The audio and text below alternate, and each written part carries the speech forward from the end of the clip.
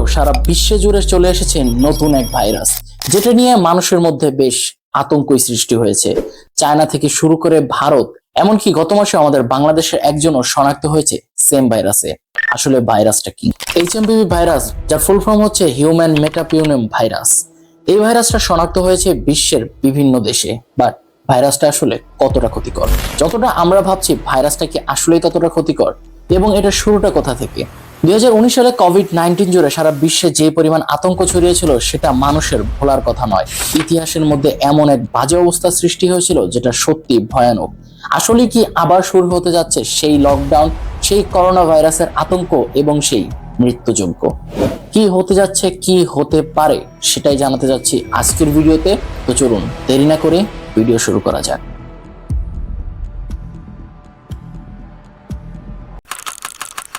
COVID-19 এর first উৎপত্তি হয়েছিল চায়নার হুয়ানান শহর থেকে, বাট এইবার তার বিপরীত হয়েছে। এটা মূলত চায়নার নর্থ এরিয়া, বেইজিং এরিয়া জুড়েই মূলত এই ভাইরাসটা প্রথমবার পাওয়া গিয়েছে। বাট একটা আশ্চর্যের বিষয় হচ্ছে এই ভাইরাসটা কিন্তু নতুন না। ভাবতে অবাক লাগলেও এই ভাইরাসটা উৎপত্তি হয়েছিল আজ থেকে প্রায় বহুত বছর আগে, 2001 সালে। 2001 সালে নেদারল্যান্ডে এটা প্রথম শনাক্ত করা হয় এবং বিজ্ঞানীরা এটা বলছে এই ভাইরাসটা কিন্তু প্রায় 200 থেকে 300 বছর আগে। 200 থেকে 300 বছর আগে এই ভাইরাসটা মূলত পাওয়া যেত পাখিদের শরীরে। বাট সময় যেতে যেতে এই ভাইরাসটার রূপ পরিবর্তন হয়েছে, যার ফলশ্রুতিতে এটা এখন মানুষের শরীরেও দেখা যায়। বাট এটা এখন আর পাখিদের শরীরে তেমন একটা এফেক্ট করতে পারে না। মূলত এই ভাইরাসটার একটা সিনড্রোম রয়েছে, কমন ঠান্ডা কাশি কিংবা সর্দি জ্বর। বাট একটা আশ্চর্যের বিষয়, এই ভাইরাসটা যদি আপনার শরীরে ঢুকেও যায় আপনি কিন্তু বুঝতে পারবেন না। এর একটা কারণ হচ্ছে এটা খুবই স্বাভাবিক একটা ভাইরাস, কারণ ইউএস এর একটা গবেষণা টিম এইটা জানতে পেরেছে যে এই ভাইরাসটা ছোট বড় সবার শরীরে হয়ে থাকে। 1 থেকে 5 বছরের প্রায় সব কয়টি বাচ্চার শরীরে এইচএমপিভি ভাইরাস দেখা দেয় এবং সেটা বড় হওয়ার পরেও অনেকবার পর্যায়ক্রমে দেখা দিতে পারে। বাট এই ভাইরাস খুব একটা মরণবেধি রোগ নয়। আমাদের শরীরে যে ঠান্ডা কাশি হয় সেটার মূল কারণ হিসেবে 200-রও অধিক ভাইরাস রয়েছে। এক এক সময় এক এক ভাইরাস আমাদের শরীরে আক্রমণ করতে পারে। এটাও তেমন একটা ভাইরাস না হলেও তার থেকে একটু শক্তিশালী বটে। এই ভাইরাস থেকে মৃত্যু কিভাবে ঘটে সেটা অনেকেই জানতে চাচ্ছেন। এই ভাইরাস থেকে মৃত্যু হওয়ার চান্সটা খুবই কম। যেমন করোনা ভাইরাস যখন হয়েছিল সেটা থেকে মৃত্যুর চান্স ছিল অলমোস্ট 1.5%-এর মতো। যেমন 10,000 মানুষের মধ্যে 200 থেকে 300 মানুষের মৃত্যু হতেও পারে, সেখানে এটার চান্সেস খুবই কম, অলমোস্ট 0.01%-এর মতো।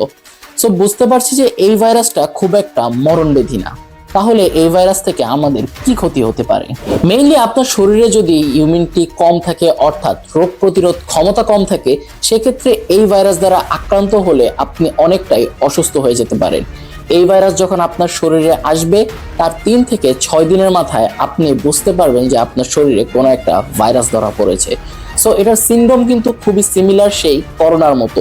প্রথমে ঠান্ডা আসবে, জ্বর আসবে, দেন অধিক সর্দি হবে। বাট এমন হতে পারে যে আপনার শরীরে ইমিউনিটি যদি বেটার থাকে, শরীর স্বাস্থ্য ভালো থাকে, সেক্ষেত্রে এটা খুব তাড়াতাড়ি চলে যাবে। এই ভাইরাস থেকে মেইন আক্রান্ত ব্যক্তিরাই হচ্ছে বৃদ্ধ এবং ছোট বাচ্চা। একটা রিসার্চ থেকে জানা গিয়েছে 0 থেকে 1 বছরের মধ্যে যে সকল বাচ্চার বয়স, তাদের যদি এই ভাইরাস হয় সেক্ষেত্রে মৃত্যুর চান্সেস খুবই বেশি। এমনকি বিশ্বের মধ্যে যেই পরিমাণ এই ভাইরাস থেকে মৃত্যু ঘটেছে তার 80-90% হচ্ছে 0 থেকে 1 বছর বয়সী বাচ্চা। তাহলে আমরা এই ভাইরাস থেকে কিভাবে প্রতিকার পেতে পারি? দেখুন, নর্মালি যখন আমাদের ঠান্ডা কিংবা জ্বর কাশি হয় সেক্ষেত্রে আমরা যে কাজটা করা উচিত, সেক্ষেত্রে হাঁচির ক্ষেত্রে আমাদের অবশ্যই এই হাতটা ব্যবহার করা উচিত। আমরা অনেকেই হাত মুখের সামনে রাখি, যার ফলশ্রুতিতে এই হাত থেকে অন্যজনের হাত কিংবা অন্য স্থানে লেগে ভাইরাসগুলো ছড়িয়ে পড়ে। সেম এটার ক্ষেত্রেও আমাদের মুখে অবশ্যই মাস্ক পরা উচিত ঠান্ডা লাগলে, এবং হাঁচি কাশির সময় অবশ্যই কোনো একটা রুমাল কিংবা টিস্যু ইউজ করা উচিত। এক্ষেত্রে আমাদের রেগুলার হাত ধুইতে হবে এবং প্রতি সময় পরিষ্কার পরিচ্ছন্ন থাকার চেষ্টা করতে হবে। তাহলে কেন মিডিয়াতে এত পরিমাণ এটা নিয়ে জল্পনা কল্পনা হচ্ছে এবং এটাকে করোনার সাথে তুলনা করা হচ্ছে? মেইনলি এটা মিডিয়ার একটা স্ট্যাটিক, মিডিয়া যা পারছে তা নিয়ে এটা নিয়ে কথা বলতেছে। মেইনলি এইচএমপিভি ভাইরাস খুব একটা মরণবেধি না।